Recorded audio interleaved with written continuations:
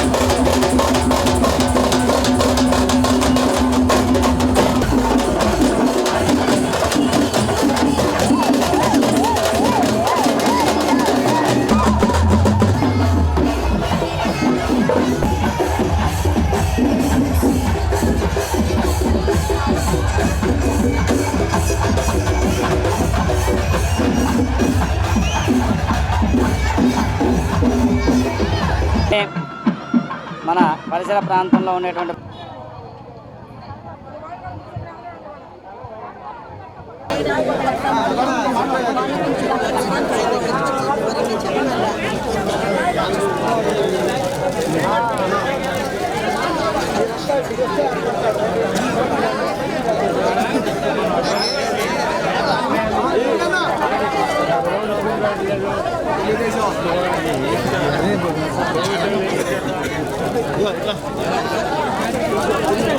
Main ముఖ్యంగా ఇక్కడ సమస్య ఏంటంటే ఇక్కడ రిటైల్ షాపులకి ఆర్కిటెక్చర్ షాపులు కట్టింది కాదు, ఆర్కిటెక్చర్ సరిగా లేదు వల్ల రోడ్ల మీద పెట్టుకొని వ్యాపారాలు చేసుకోవాల్సి వస్తుంది. ఎవరు కావాలని కమ్మని షాపులు పెట్టుకొని రోడ్ల మీద ఎండలో ఎండుతూ వానకు తడుస్తూ ఎవరు అమ్ముకోవాలని ఉండదు. కానీ ఈ ఆర్కిటెక్చర్ బాగలేనందువల్ల మమ్మల్ని ఇక్కడ తీసుకొచ్చి ఇక్కడ ఇబ్బందులు పడుతున్నాం. కాబట్టి మాకు ఒక శాశ్వతమైన పరిష్కారం ఒకటి చూపించాలని మన ఎమ్మెల్యే గారు జనార్దన్ గారిని కోవటం అయినదండి. మేము 2019లో వరకు అన్ని బాడీలు కట్టేశాం సార్. ఈ 2020 నుంచి మీ బాడీలు మున్సిపల్ ఆఫీస్లో అప్పుడు ఈ గెడ్జెట్ ప్రకారం వేసి మాకు షాపు రెట్లు కట్టాలంటే వాయిదాలు వేసుకుంటూ వచ్చారు. మళ్ళీ ఇప్పుడు ఒకేసారి మాకు రెట్లు కట్టమని అంటే ఎక్కువ బాడీలు ఉండేలేకే కట్టమని ఒత్తిడి చేసేలేకే ఒకేసారి ఈ షాపులు తీసేసేస్తారు బయట. మాకు హోల్సేల్ వ్యాపారస్తులకి అయితే రిటైల్ వ్యాపారస్తులకి అయితే షాపులు రావాల్సిన డబ్బులు చాలా బయట ఆగున్నాయి సార్. ఒక మాట చెప్పాలంటే ఈ షాపులు రావడం వల్ల హోల్సేల్ కొట్టలు కూడా డబ్బులు కట్టలేకపోతున్నాము. ముందర 5-6 సంవత్సరాలుగా ఉన్న బకాయిల వల్ల కూడా కార్పొరేషన్ నష్టపోకూడదు. కార్పొరేషన్కి రావాల్సింది కూడా మీరు 5 ఏళ్ల పాటు కట్టకుండా ఉండటం వల్ల కార్పొరేషన్కి ఈ ఒక్క మార్కెట్లోనే 12 కోట్లు, ఇక ఇతర రూములను తీసుకుంటే ఒక 5 కోట్లు, మొత్తం 17 కోట్ల రూపాయలు ఈరోజు మున్సిపల్ కార్పొరేషన్కి బాకీ ఉంది. మేము నెల జీతాలు ఇచ్చేదానికే దాదాపుగా 10-15 రోజులు వెయిట్ చేసి ఆ డబ్బు రాకుండా సర్చార్జ్ సబ్ రిజిస్టర్ ఆఫీస్తో మాట్లాడి ఒక్కోసారి వాళ్ళ దగ్గర నుంచి రాకుంటే ఎమ్మెల్యే సార్తో ఫోన్ చేయించుకొని ఆ డబ్బులు ఇచ్చి నెలకు 4.5 కోట్లు ఉత్త జీతాలకే ఇవ్వాల్సిన పరిస్థితి ఉంది మాకు. సో జీతాలు, ఆయిల్ బిల్లులు ఇలా మెయింటైన్ చేయడం చాలా కష్టం ఉంది. కాబట్టి వ్యాపారులందరూ కూడా మనమందరం కలిసి మనము ప్రయాణం చేయాల్సి ఉంది. కాబట్టి మీరు కూడా ఎప్పటికప్పుడు రెంట్లు ఇప్పటి నుంచైనా సక్రమంగా రెంట్లు కడితే మీకు వడ్డీ పడదు. దాంతో మీరు ఎప్పుడు కావాల్సినటువంటి రెంట్ అలా కట్టుకుంటుంటే మీకు కూడా భారం ఉండదు. సో అవన్నీ కూడా చెప్పడానికే సార్ ఇక్కడికి వచ్చారు. యూనియన్ తరఫున ఇంకెవరైనా శ్రీనివాస్ మాట్లాడతారు. శ్రీనివాస్, షాప్కి ఏమో 1000 రూపాయలు మనం అద్దె కడుతున్నాము. ఆ షాప్ దగ్గర బిజినెస్ జరగడం లేదు. సొంత డబ్బులు పెట్టుకున్నారు, అప్పులు తెచ్చుకున్నారు, వ్యాపారం చేస్తున్నారు. అక్కడ కనుక జరగకపోతుంటే రోడ్డు మీదకి వచ్చేసి చిన్న బండి పెట్టుకొని అక్కడ జీవనం సాగించే పరిస్థితి వస్తూ ఉంది.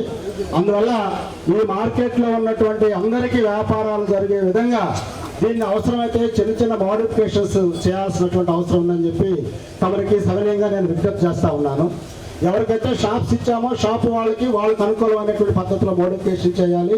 రెండోది, ఇప్పుడు షాపులు లేకుండా రోజువారీగా అమ్ముకునే వాళ్ళు ఒక 100 నుంచి 150 మంది దాకా ఉన్నారు. ఆ లిస్టు మన దగ్గర ఉంది.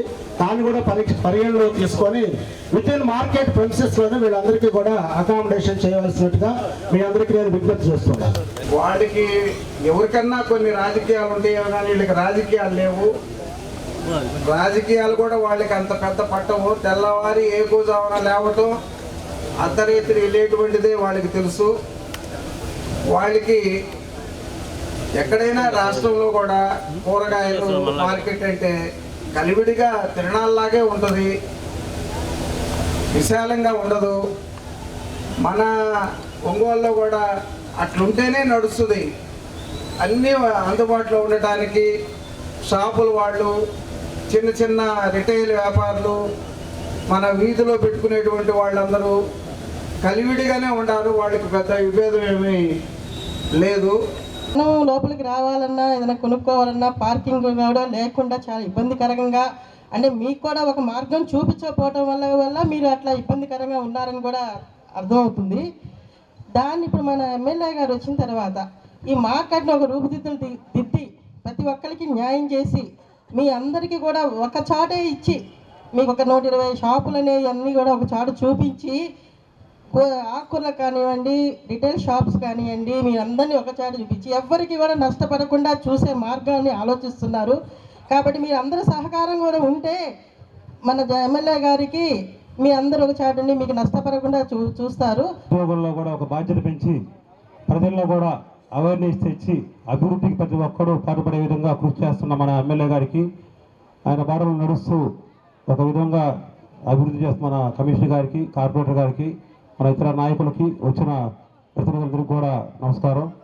నేను వ్యాపారస్తున్నా కాబట్టి అందరి సమస్యలు కొంతవరకు నేను కూడా చెప్పుకోవాలి ఎమ్మెల్యే గారికి. కానీ ఇది అనేది ఒంగోలులో హార్ట్ ఆఫ్ టౌన్. ఇది కూరగాయల మార్కెట్ అనేది మీకు తెలుసు, అందరికీ తెలిసిందే. అంత వాల్యుబుల్ స్థలం అనేది. ఇందాక మన వాళ్ళు కర్నూలు రోడ్డు అంటున్నారు, దాని పక్కనే కర్నూలు రోడ్లో సుమారు 30 లక్షలు ఒక షాప్ అంటే 50,000 రెంట్ ఉంటుంది, కాంప్లెక్స్ 30,000 ఉంటుంది. ఇట్లా కాకుండా ఇక్కడ మనకి చాలా తక్కువ రేట్లకి కూడా మనకి ఏర్పాటు చేయడం జరిగింది. కానీ మనం దాన్ని వినియోగించడంలో ఫెయిల్ అవుతున్నాం. ఇంత పెద్ద స్థలము, దీని పక్కన ఇంకా ఖాళీ స్థలము, ఇవన్నీ కూడా ప్రతి ఒక్కరికి ఉపయోగపడే విధంగా కూడా మనం రూపొందించుకోవాలి. ఇందాక మన వాళ్ళు మాట్లాడుతా అంతా మన పార్టీ వాళ్ళు అది అని చెప్తున్నారు. ఇది పార్టీకి సంబంధం కాదు. ఎలక్షన్ టైము 2 నెలల ముందు రాజకీయాలు అప్పుడు ఉంటాయి, పార్టీ అలా ఉంటుంది. అప్పుడు ఏం చేయాలా, మనం ఏం చేసామని ప్రజలకు చెప్పుకోవాలి, అప్పుడు ఓటు అడగాలి, అవన్నీ చేయాలి. అంతేగాని గెలిచిన తర్వాత పార్టీ అయిన తర్వాత మనం ప్రజలకు ఏం చేయాలి, ప్రజలకు ఉపకారం ఏం చేయాలి, ఎక్కడ ఇబ్బందులు ఉన్నాయి అనేది కూడా మనం చూసుకోవాల్సిన అవసరాలు ఉన్నాయి. కాబట్టి రాజకీయం కోసం కాదు, ఇది వ్యవస్థ బాగుపడాలి. దానికోసం అని చెప్పేసి ఈరోజు మీ అందరూ ఇబ్బందిగా ఉంది పరిస్థితి, ఒకసారి మీరు రండి అని చెప్పిన తర్వాత నేను అదేవిధంగా మా కమిషనర్ గారు మేము అందరం కూడా వచ్చాం. వచ్చిన తర్వాత ఇక్కడ ఉండే వాతావరణం కూడా మనం అంతా కూడా చూసాం. మహిళలంతా అయితే ఎక్కువ మంది కొత్తపట్నం వాళ్ళు, ఆడ కాయగూరలు అదేవిధంగా పూలు ఇవన్నీ కూడా అక్కడి నుంచి డైలీ తెచ్చుకొని అమ్ముకుంటూ ఇక్కడ జీవనం గడిపేవాళ్ళు. మేము మీ అందరికి కూడా ఒకటే నేను తెలియపరిచేది, అన్నీ కూడా ఇక్కడ ఉండేది కూడా మొత్తం ఇప్పుడు ఎలా ఉంది, అంతకుముందు ఎలా ఉంది అనేది కూడా మీరు అందరూ కూడా అర్థం చేసుకోండి. First point. రెండవది, కాయగూరలు అన్నీ కూడా ఎక్కడ ఒకే ప్లేస్లో ఉండేటట్టుగా దాన్ని కూడా ప్లాన్ చేస్తాం. మీకు ఇబ్బంది లేకుండా చేసే బాధ్యతగా తీసుకుంటాం. అదేవిధంగా పూలు కూడా అన్నీ ఒక ప్లేస్లో ఉండేటట్టుగా దాన్ని కూడా ప్లాన్ చేద్దాం. దానికి మీకు ఏ సౌకర్యాలు కావాలన్నా కూడా దాన్ని అన్నీ కూడా మనం కరెక్ట్ చేస్తామని చెప్పి కూడా మీకు తెలియజేస్తున్నాం. ఎందుకంటే బల్ల మీద పెట్టుకోవటం, బల్ల మీద ఎక్కడంటే అక్కడ చేయటం, లోపల ఉన్న వాళ్ళకి మనుషులు అక్కడ దాకా రాకుండా అక్కడే కొనుక్కొని వెళ్ళిపోతున్నారు అనేదే మనకి ఎక్కువ చెప్తున్న మనకి ఇబ్బందులు. అందుకని అందరూ ఒక దగ్గర ఉన్నారు అంటే ఎవరు వచ్చినా కూడా ఇక్కడికే వచ్చేటట్టుగా మీ దగ్గరికి వచ్చి కొనుక్కునే పోయేటట్టుగా దాన్ని కూడా ఒక పద్ధతి ప్రకారంగా చేస్తామని చెప్పి కూడా మేము తెలియజేస్తా ఉన్నాం. ఇక్కడ కాదు కదా, నువ్వు అంతా తెలుసు కదా, ఎక్కడికైనా పో, ఏ జిల్లాకైనా పో, ఎక్కడికైనా పోతే కూడా ఇదే మార్కెట్, ఇదే పరిస్థితి, ఇదే సిస్టమ్. అందుకని కొంచెం మనం చెప్పే రీతిలో వాళ్ళని ఇబ్బంది పెట్టకుండా మనం ఏం చేస్తే బాగుంటుంది అనేది వాళ్ళని గైడ్ చేసుకోవాలి. గైడ్ చేసుకున్నప్పుడు వాళ్ళకే అర్థమవుతుంది కానీ దానికి కొంచెం టైం తీసుకోవాలి. టైం అంటే మళ్ళీ దానికి కూడా పడుతుంది. తర్వాత రీటైల్ షాప్స్ వచ్చేసి 4,82,00,000 ఉంది. 129 షాపులు ఉంటాయి. ఫిష్ మార్కెట్ 40 లక్షలు ఉంది. ఫ్లవర్ షాపులు వచ్చేసి 12 లక్షలు ఉంది. ఫ్రూట్ షాపులు వచ్చేసి 14 లక్షలు ఉంది. సౌత్ సైడ్ వచ్చేసి 12 లక్షలు ఉంది. ఇవన్నీ ఉన్నాయి. దాన్ని కూడా అందరూ కూడా ఆలోచించుకోండి.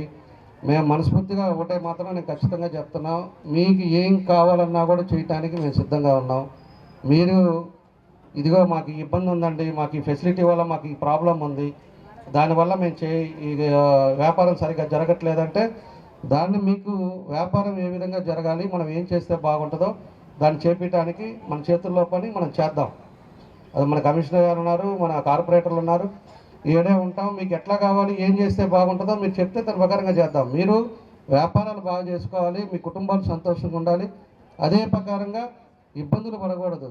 మనకు వచ్చే ఆదాయంతో మనకి రెంట్ ఏం కడుతున్నామో, ప్రభుత్వానికి ఏం చెల్లించాలో చెల్లించుకుంటా మీరు వ్యాపారాలు చేయండి. మీకు అంతా కూడా ఇబ్బంది లేకుండా ఉంటుంది. మీకు ఏ ఇబ్బంది లేకుండా చూసే బాధ్యత కూడా మేము తీసుకుంటామని చెప్పి కూడా మీకు ఈ సందర్భంగా మేము తెలియజేస్తాము.